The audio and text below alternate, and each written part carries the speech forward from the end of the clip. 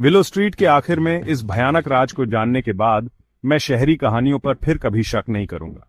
Willow street के आखिर का घर बरसों से खाली पड़ा था। इसकी खिड़कियां अंधेरी थीं और रंग मरी हुई त्वचा की तरह उखड़ रहा था।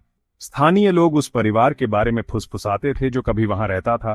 कैसे वे एक तूफानी रात में गायब हो गए, बस एक धीमी गूंजती चीख छोड़कर, जिसकी कसम कुछ लोग खाते थे कि वे अभी भी हवा वाली शामों में सुनते हैं। मैं एक शक्की इंसान था, एक फिक्सर अपर एंथुजियस्ट, और वो जगह बहुत सस्ती थी। पहली रात मैंने ऊपर के दालान में एक पुराना शीशा देखा। इसका फ्रेम टेढ़ा और काला था, एक भुला दिया गया अवशेष। जैसे ही मैंने सामान खोला, मैंने अपना अक्स देखा, या मुझे ऐसा लगा। ये मुझसे धीरे चल रहा था। जब मेरा सिर स्थिर रहा तो इसका सिर झुक गया। मैंने पलकें झपकाईं और ये गायब हो गया। बस थकी हुई आंखें, मैंने खुद से कहा। तीसरी रात तक मुझे एक हल्की सी आवाज सुनाई दी, जैसे लकड़ी पर नाखून दीवारों से आ रही हो। मैंने लीक, चूहों की जांच की, कुछ नहीं। शीशा ठंडा था, मेरी सांसों से धुंधला रहा था जब घर का बाकी हिस्सा गर्म था।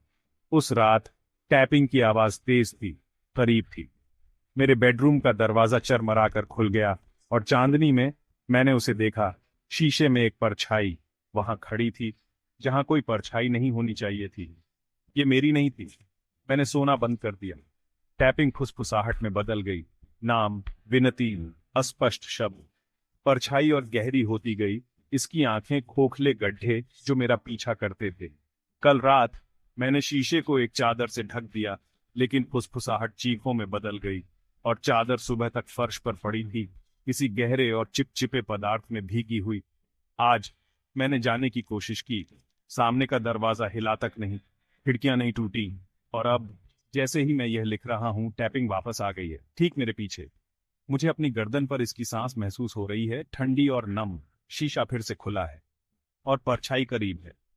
ये मुस्कुरा रही है। मुझे नहीं लगता कि ये अब परछाई है,